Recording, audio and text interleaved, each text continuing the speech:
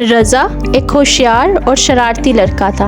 उसे एडवेंचर का बहुत शौक़ था और हमेशा नई चीज़ें तलाश करता रहता था। एक दिन वो अपने दादा के पुराने स्टोर रूम में कुछ ढूंढ रहा था कि अचानक एक मिट्टी से भरा पुरअसरार आईना नज़र आया। जैसे ही उसने उसे साफ़ किया, आईना चमकने लगा और एक गहरी आवाज़ सुनाई दी। मैं जादुई आईना हूँ, जो चाहो मुझसे पूछो, मैं तुम्हें सब कुछ दिखा सकता हूँ। रज़ा की आंखें हैरत से खुल गईं और उसने जोश से पूछा, दुनिया का सबसे बड़ा खजाना कहाँ है? आईना चमका और उसमें एक तस्वीर उभरी, एक सुनहरी चाबी और एक तारीक और खौफनाक गार में रखी थी।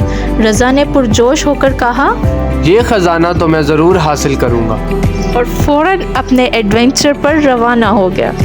पहला इम्तिहान, जादुई जंगल। रज़ा घने जंगल में दाखिल हुआ। दरख्त सरगोशियाँ कर रहे थे और अचानक एक बड़ी सी मकड़ी रास्ता रोककर खड़ी हो गई। वो खौफनाक आवाज़ में बोली, जवाब दो, मैं एक दरख्त हूँ, लेकिन मेरा दिल लकड़ी का नहीं होता। मैं क्या हूँ? रज़ा ने जल्दी से सोचा और मुस्कुरा कर बोला, नारियल का दरख्त। मकड़ी पीछे हट गई और रास्ता खुल गया। दूसरा इम्तिहान, पहाड़ की चढ़ाई। पहाड़ बहुत ऊंचा और ख़तरनाक था, लेकिन रज़ा ने हिम्मत ना हारी। जैसे ही वो ऊपर पहुंचा, एक पत्थर का जिन खड़ा था।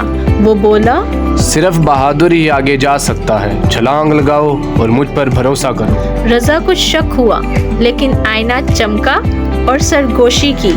भरोसा करो।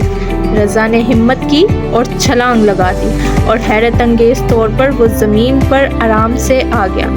देव ने मुस्कुरा कर रास्ता दे दिया। आखिरी इम्तिहान, खजाने का राज। आखिरकार रज़ा गार के अंदर पहुंच गया। वहाँ एक सुनहरी चाबी रखी थी, लेकिन साथ ही एक संदूक भी था। ये रहा मेरा खजाना।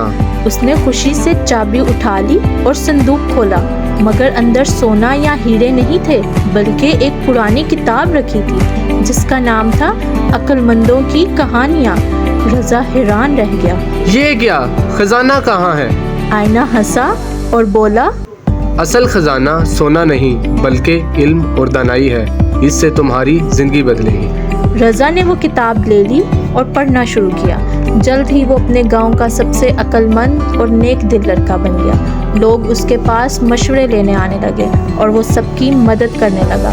एक दिन उसके दादा ने मुस्कुराकर कहा, तुमने आईने का असल जादू समझ लिया।